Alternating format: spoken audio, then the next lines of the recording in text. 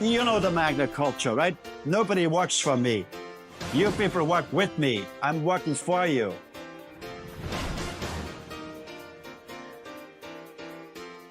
The history of mankind has always been dominated by the golden rule. Here's the gold makes the rule. But I don't want to be dominated by anyone. If I feel that strong, I should not be able to dominate somebody either.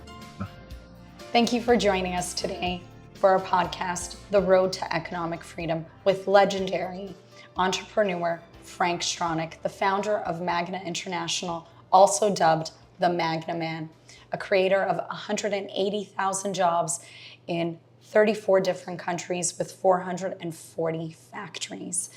Frank Stronach is on his boldest and most important initiative yet, the Canadian Economic Charter. Today we'll be talking about the Canadian Economic Charter and why Canada needs to fortify the Economic Charter under the Human Rights Charter. Frank Stronach, thank you so much for joining us today. Oh, it's great to be here with you, Iwona. You always have some very interesting questions. So I'm always looking forward to this occasion. So okay, fire and see what you would like to know. Okay, fantastic. Thank you, Frank. Well, Frank, there seems to be a bit of a pushback on the Canadian Economic Charter. It is a grassroots movement, but it seems the politicians don't seem to like it. Why is that? Well, basically, politics has a great bearing on the economy. And when I would take a look and would define what are at the moment the greatest problem why the economy is not moving forward, it's gone backwards, is because we have to realize that small business was always the backbone of a country. This is where the great entrepreneurs came forward with great ideas, great gadgets, new technologies, etc., etc. But at this time, small business is totally tied up in red tape, totally in chains, right? And so I'd like to wake up small business and say, look, obviously, I say you love your kids, you got to think about it. If we keep on going the way we go, there's no future, right? The debt is building up like crazy, and so when kids will ask their parents, Mom, Dad, how do we figure to pay back the trillions of debt, right? So those are really major questions, and I think I'd like to sort of a wake-up call to small business. You know, look, we got to do things for the sake of your children, for the sake of this great country, Canada, right? We can do it. Small business could do it if you band together. How do we get small business to band together to create change? As you say, Frank, things are going to get really tough within the next year, and we really need to push small businesses to band together to change the trajectory of this economy. See, in life you always have, when you talk about change, the first thing people pause for a minute and say, how does it affect me? Mm-hmm. Or what's in for me, right? Okay, you know, those are legitimate fair questions. Yeah, fair questions, because you want to know what affects you. But this is it. The effect will be so positive for small business, because basically what the Economic Charter will be the effect that'll be so positive. The Economic Charter will be so positive, mm-hmm. because the fourth principle, right, where mm-hmm. A charter to give small companies, and small companies will be classified with 300 employees or less. Why the magic number of 300 employees or less for a small business? Yeah, it's, when you go over 300, then people become a number, right? I mm-hmm. mean, management should know the employees, most by their first names, right? Okay, not they got to look it up in a book whom I'm talking to, right? So mm-hmm. I guess management could interface with, I would say, up to 300 people. And that's the way I built Magna, right? So I had over 400 factories where I did the factories were large because automation, robotics, etc., is important. But the most important thing is still people, right? So the foreman or the manager should know all the people and know their family and say how your kids in soccer or hockey or whatever, right? Look, there is no such thing at Magna. We had no bosses, right? We only had people which had more responsibility than others. And one of my statements was always, nobody works for Frank Stronach. They work with me, and I'm working for them. That's incredible. Right? So this is the way we built this incredible company with 180,000 employees. That's incredible. Frank, so going back to the economic charter, does the charter mean that Canada's economy is broken? Do you think our economy is currently broken in this country? But it's so obvious, right? Because I would say the living standard's about 50% than 50 years ago. 50 years ago, an ordinary couple could afford to buy a house, send the kids to schools, buy a car, and have some vacation. That's very difficult to do those things now, right? The living standards have gone down significantly. The living standards gone down drastically, right? So why is that, right? The very key is we created so many regulations.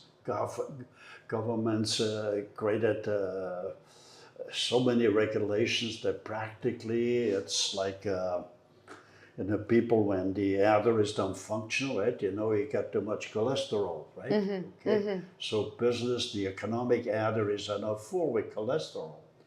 So basically I'm trying to say to small business, look, you've got to band together. If you band together, then you should say, look, small business should have no rules, be free of the rules and regulations, except two. One is workplace safety, and basically when you buy some equipment or whatever, there's usually a sign or whatever, right? Safe for XXX, etc. Right? So usually there's a safety warranty there. And then safety in the workplace is important, and the environment is important. So nobody should dump chemicals, poison chemicals in your backyard, right?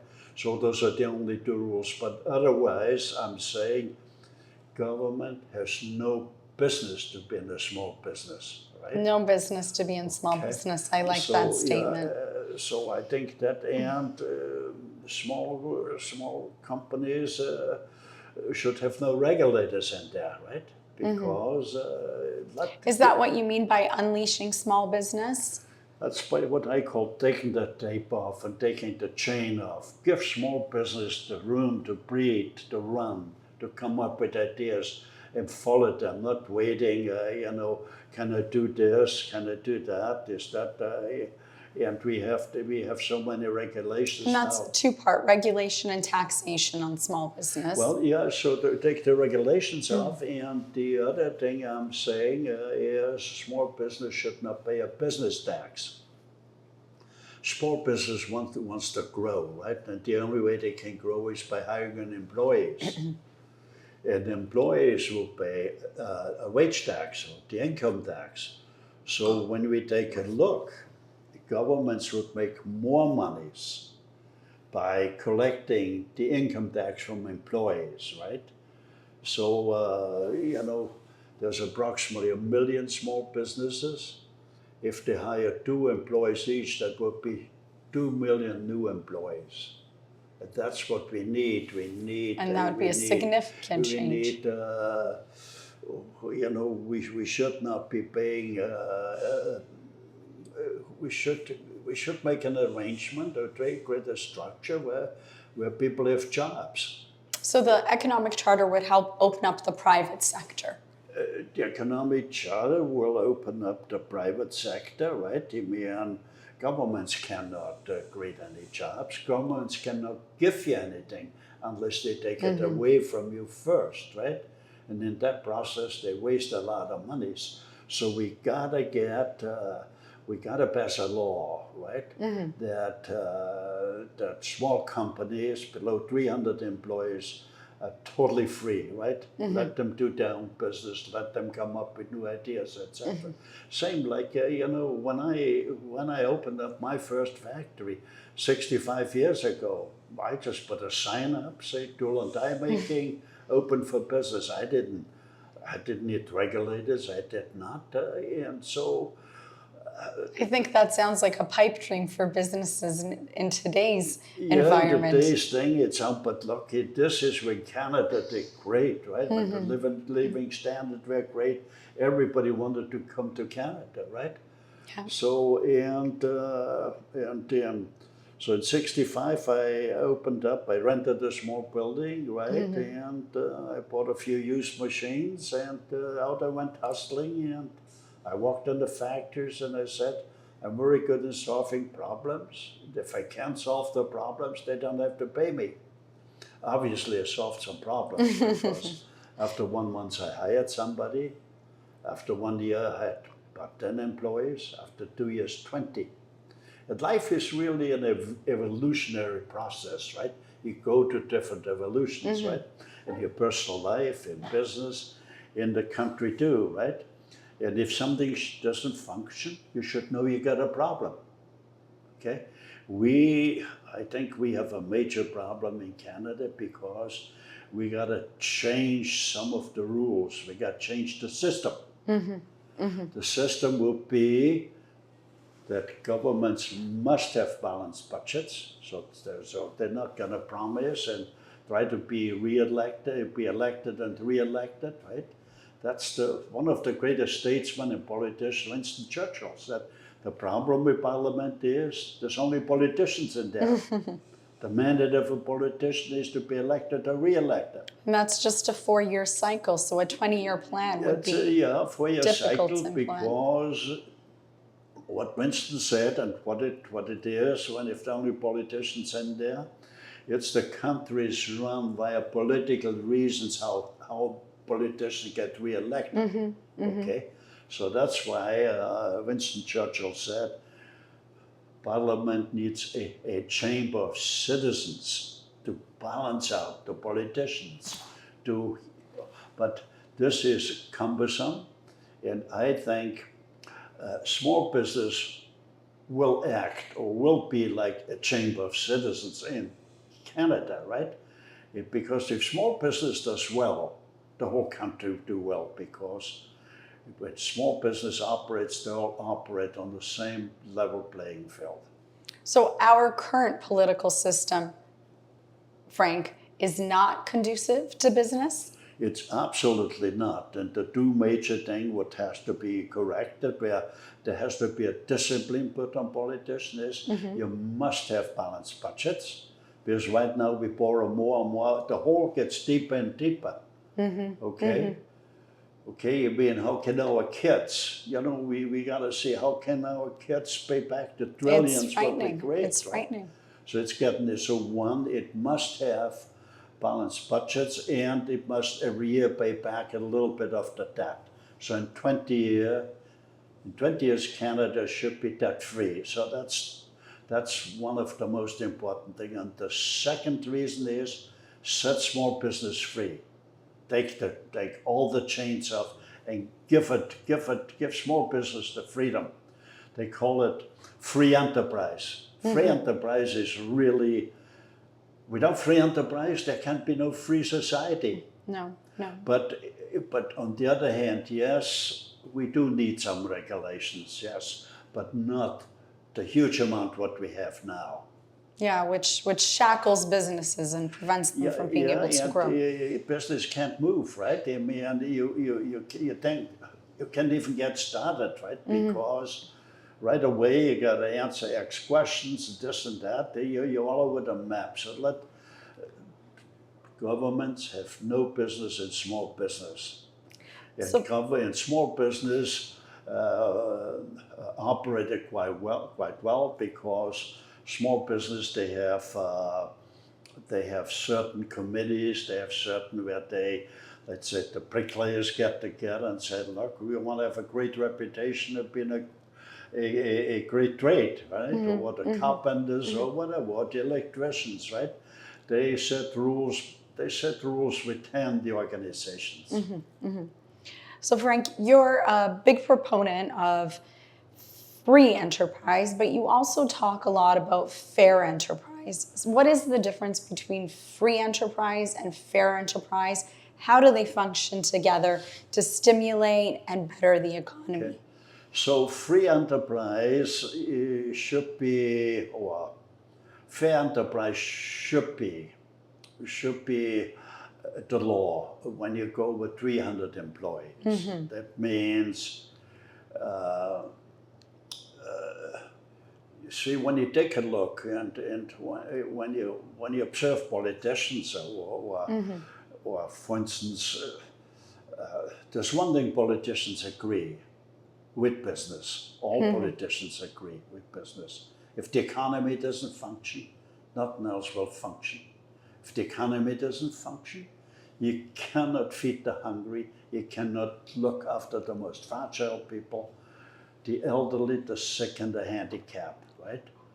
But we don't talk what drives the economy. It's the most important subject. We don't talk about it. The economy is driven by three forces: smart managers, hardworking employees, and investors. The message I want to get across loud and clear: without workers, you can't make a profit. So I'm not preaching to take away from the rich. I'm saying we must let workers participate in accumulating wealth, or most of all, we should not destroy the capitalistic system. The capitalistic system below 300 employees, it could be totally the capitalistic or the free enterprise. When the companies grow above 300, then by law they have to share the profits with the employees. So part of fair enterprise is profit sharing. Some people might think that profit sharing will pit employers against their employees, or is it truly a win-win strategy? It's a win-win-win because it's like a magnet. It was predetermined what we do with the profits, right? We said 20% of the profits go to the shareholders. 10% of the profits go to the employees over and above their wages. And then 6% goes to management. Research is very important. 7% of the profits go to research because research, that's the foundation for the future. And 2% goes to charity, right? Because we love to support the communities where our factories were, right? And we get huge donations, right? Because especially in the later years, we made, maybe 2 billion profits, so if you make 2 billion profits, it would be 2% would be about 400 million. Wow. Okay. We see that here in Aurora. Magna and you yourself, Frank Stronach, has changed the landscape of this beautiful town. And if it wasn't for all of that Magna did, Aurora wouldn't be what it is today.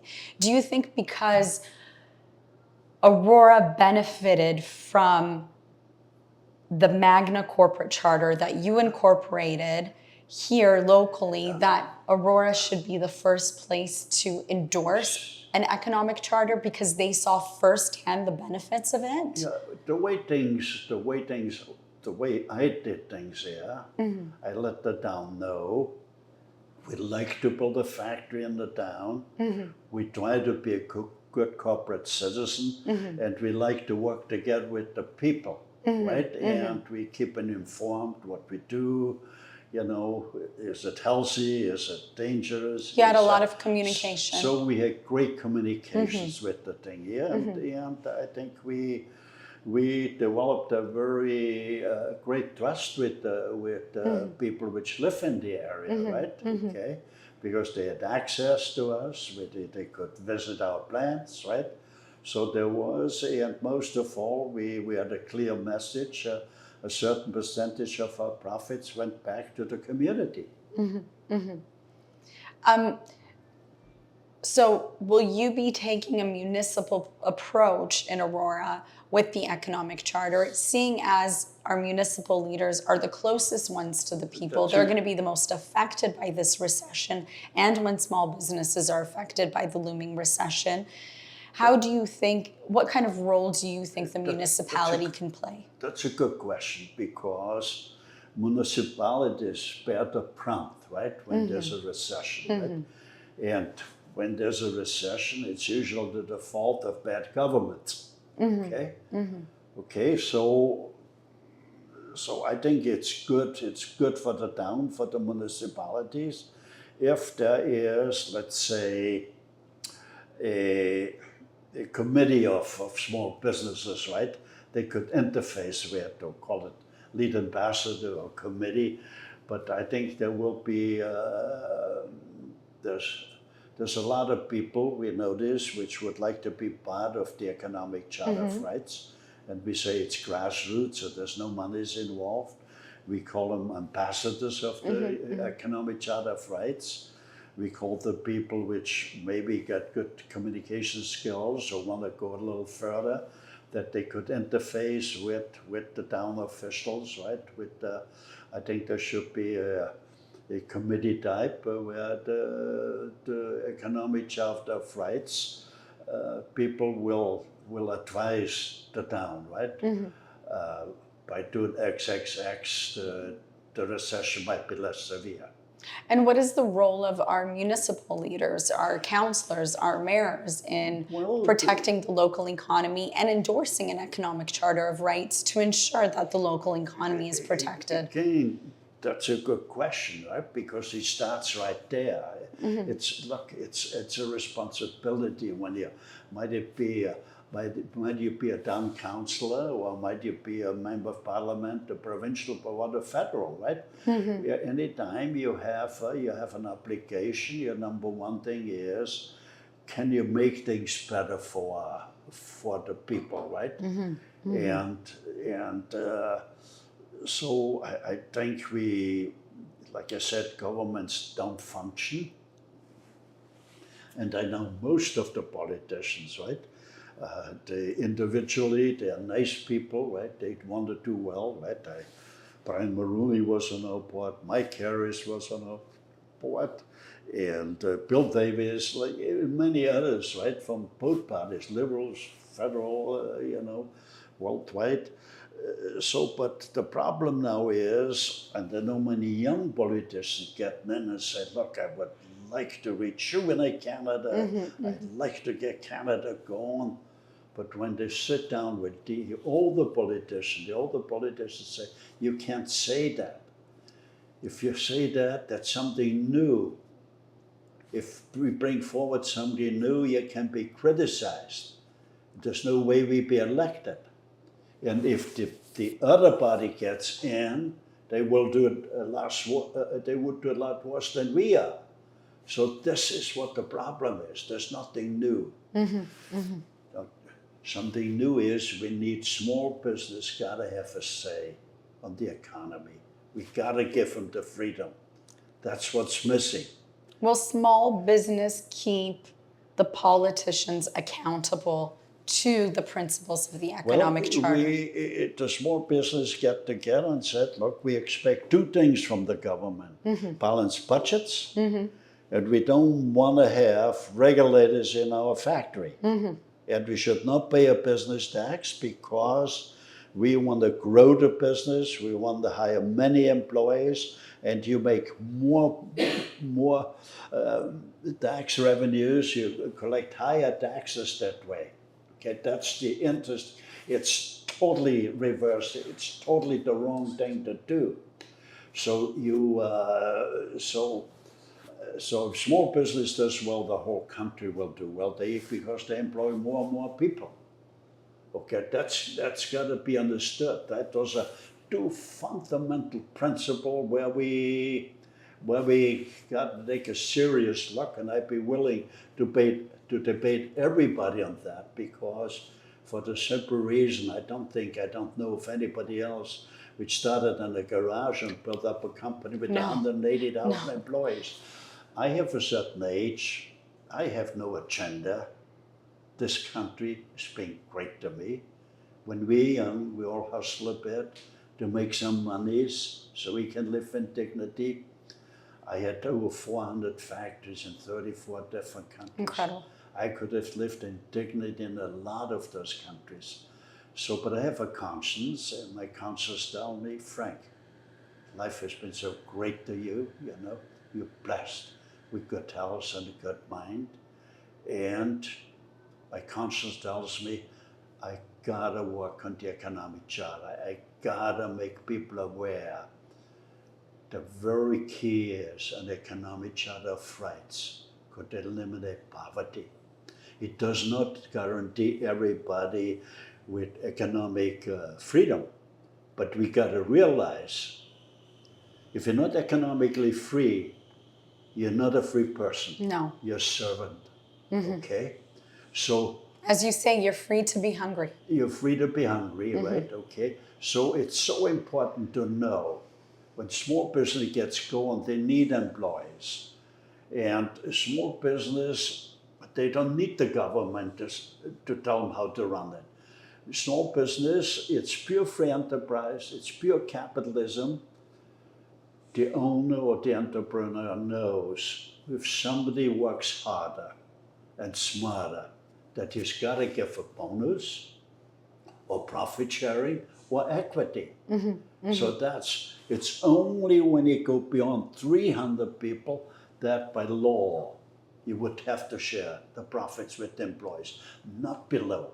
Because below it's free enterprise. And free enterprise leads to, without free enterprise, there's no free society. Because free enterprise, free society. Okay? Yes. And again, I'm saying we could eliminate poverty, and over and above, I think 2/3 of Canadians could be economically free. What do I mean by that, economically free? To be economically free, if a Canadian woman or Canadian man worked for 30 years, they should have enough accumulated that they own their own house or condo. Might it be a small house, a small condo, mortgage free. And should have at least $300,000 in the bank so they could supplement their old age pension and choose their remaining years, choose their own road to happiness. That's what this thing would be all about. But with the economic charter of rights, I'm confident, because most Canadians work hard, they like to work, they like to achieve, they want the great things for their families. I think 2/3 of Canadians will achieve economic freedom. But the other third, we would eliminate poverty, right? Because people come in such wide variations. They might have been sick as a kid. There's so many things. We should not judge. They have different challenges. And no Canadian should go hungry. Okay, you know, we got to lay down some minimum standards. You know, Especially for the children. A civilized society needs minimum standards. But the economic charter strictly addresses the economy. It's the basic principles are we gotta make sure that Canada gets on a sound economic foundation. Because right now we're digging holes, we're sinking in deeper and deeper. Okay, so we gotta small business gotta wake up. There's nothing in for me. Call us, you know, we will try to, if something is not quite clear, we would be happy to get you, but you gotta band together. Otherwise there's no future for your kids. You love people usually love kids number first and country number two, right? Okay, That's so exactly right. it's you accomplish that you create a future for your children, and you save a great country. Because if we keep on going like we did, what we have now is our debt's climbing, our inputs are climbing, and our bureaucracy is climbing. The worst condition for a bad economy. Okay, it's like a freight train going down the hill with no brakes on it. We gotta wake up.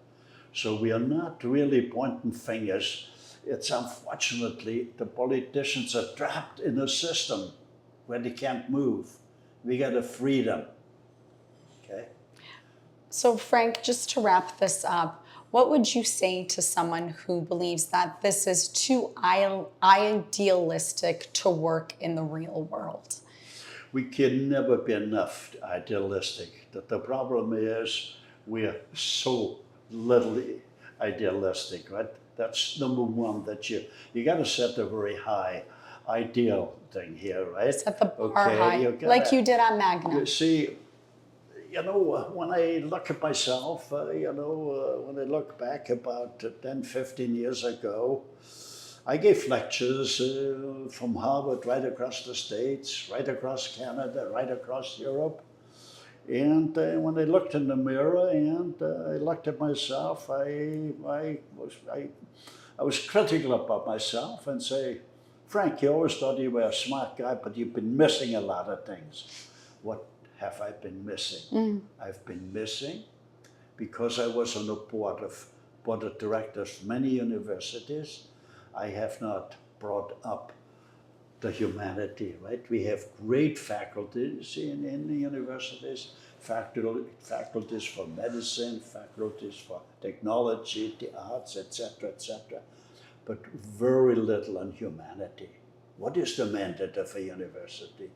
The mandate of a university is to teach young people how can we have a more civilized society.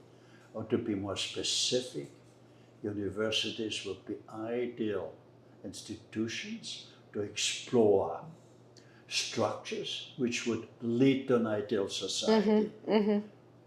The Economic Charter of Rights is a blueprint for a step in the right direction, right? Okay, so again, I hope people will talk about it. When we try to set up in municipalities, I think and the media would be aware of it, and it grassroots. It needs it should. It's if the grass is dry and you put a match to it, you burn off the. We'll unleash a momentum that'll bring every Canadian on board. Okay, so I hope small business wakes up and unites, and they be a powerful force, but everything will be done in a civilized way. We are not saying fire the bureaucrats. No, we say to the bureaucrats, listen, you also have kids. Don't you worry about them. There'll be a hiring freeze, right? Okay, so everything be civilized. Okay, thank you, Frank. Thank you for so, okay. Thank you for your insights. And as I said before, this is your boldest and your most important initiative yet. It will save Canada and bring us back into prosperity. If you have any questions about the Canadian Economic Charter, you can email us at info@economiccharter.ca. If you'd like to join as an ambassador or a member, there are no fees involved. Please do so at economiccharter.ca. Again, thank you, Frank Stronach, for joining us, and thank you for taking on such an incredible and bold initiative and for joining us today. Thank you very much for joining us from home.